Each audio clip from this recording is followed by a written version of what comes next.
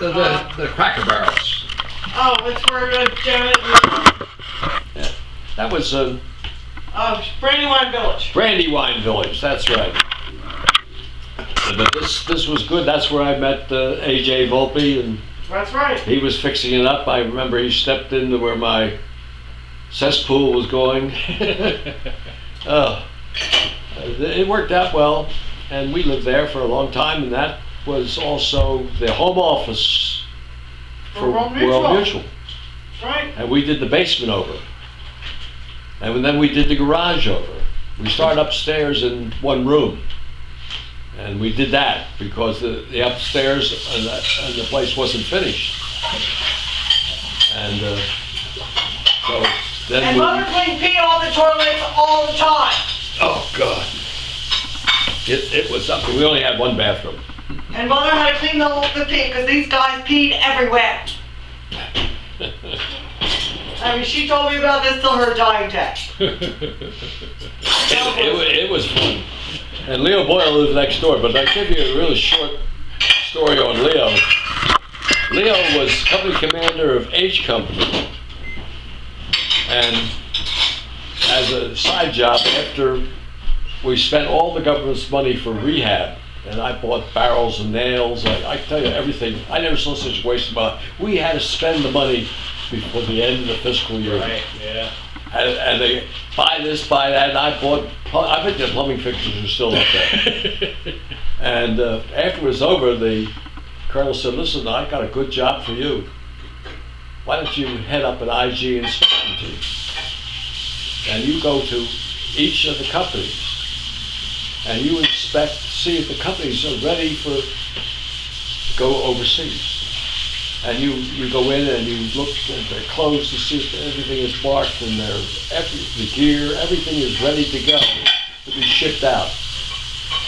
And fine, sir, I'll do that job. And I had a team, and we'd go in and we'd arrive, and oh God, the company commanders would have a ship. They didn't know what was going to happen. They heard about it, and they had around the office. And we arrived on the scene. Well, I arrived at Leo Boyle's company, H Company, 2nd Battalion, and I remember I got in there. He got great marks. I mean, everybody was ready, fine. We gave him the best mark of anybody in the whole regiment. It helped him well. They shipped him right off the grid. He blessed me for that one. But that's how I got to know Leo. And he was my next door neighbor those days. Now, your first time in the Army, how did that get started? What happened there? You were drafted when you were how old? I was 19. Yeah. And I was a volunteer. And I remember they looked at me and they said, "Oh, you can't see." I said, "What do you mean I can't see?" And they checked me out and they said, "You're not too good." I argued with the captain that the recruiting, they're at the armory, Old Avenue, down by 30th Street. I said, "Yeah, but I want to go. My buddies are going." I had 2 other friends who were going at the same time. So they will send you down to the Naval Hospital for a eye checkup and see. And that's the captain sent me down to the Naval Hospital, and I had to get an eye checkup and see if I could make it. I guess he figured I would lose, but that's the bucking because I kind of cried that I wanted to go. What year was this? What was going on? Oh, the war was over now. Right. I'm gone. Mm-hmm. And the peace treaty was signed, and that was it. And I was out of school. I was going to get drafted. I mean, the draft, they're filling up to grab people in. That's why I went to enlist, because you don't want to get drafted, you can help it. Right. I want to be enlisted. I thought you were 4F, Dad, because you're on a site. Well, that was the eyesight.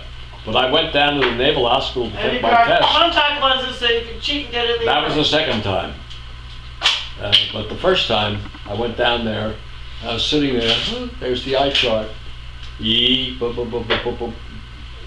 Wrote it down. Oh, no kidding. Yeah, they had some, we referred to the Navy corpsmen as pecker checkers. we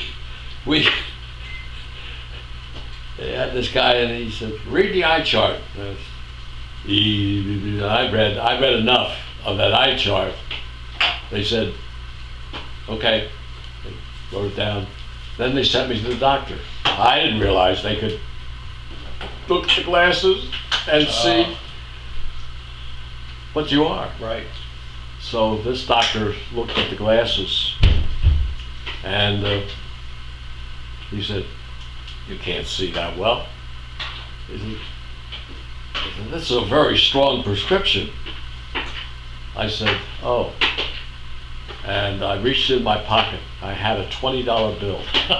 You bribed the I did. I bribed him. I gave him $20. And he says, well, I don't care who goes in the Army. He asked me. That was he accepted the test. That was the end of the story. And I left, went to basic at Fort Bragg, North Carolina, volunteered for the Airborne. They gave me a iPad. So my father paid to go to the Army. Yeah. But I went overseas, and when I went over to Japan, they asked again, volunteer. I volunteered again. And this time, no questions asked. They shipped me up to Airborne Training Center, and I went through training, and I completed my 5 jumps, and my friend Don Garrity, he went through Fort Benning. He volunteered for Airborne. He stayed here, and he went through Fort Benning. Hell, I was qualified. I had more jumps in than he did. And he wasn't even at jump school at that point. And I got lucked out. Very, very lucky in the sense that when I was there, they needed replacements at the Airborne Training Center. And I said, well, if I'm going to be here, fine. I was interviewed with about 7 other guys. They wanted to keep us instead of sending us up to regiment.